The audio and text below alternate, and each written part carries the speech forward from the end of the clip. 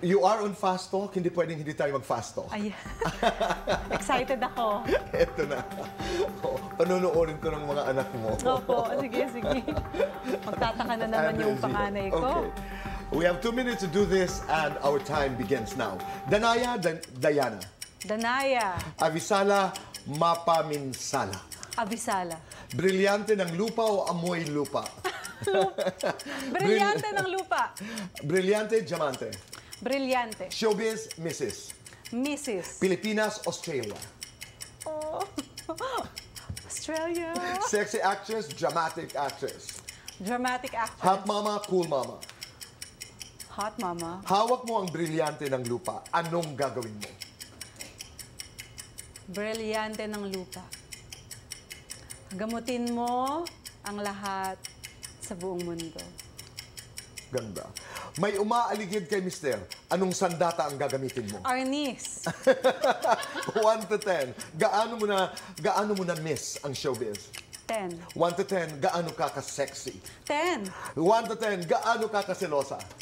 1. One thing you can't live without. Andy. One thing you can never forget.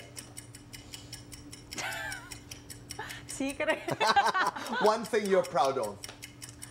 I'm a handsome mom. One word, describe your children. Makukulit. One word, describe Andy. Hot. One word, describe yourself bilang ina. Cool. Diana, is that lights on or lights off? Lights on. Happiness or chocolates? Happiness. Best time for happiness? Afternoon delight. Sa buhay mo ngayon, anong pinagpapasalamat mo? Pinagpapasalamat ko po kasi nagkaroon ako ng chance nagkaroon ako ng chance para maging present sa buhay ng mga anak ko habang lumalaki sila. And that's wonderful. That's wonderful. Maraming mga kapuso, maraming mga nanay ngayon at tatay ang nagtatanong, paano ba nawala yung 7 kilos at 6 kilos kay Diana at kay Andy? Anong klaseng exercise? Pakita mo nga sa amin. What kind Madali of lang, exercise Tito do Boy. you do? Ako- Bilang pagtatapos.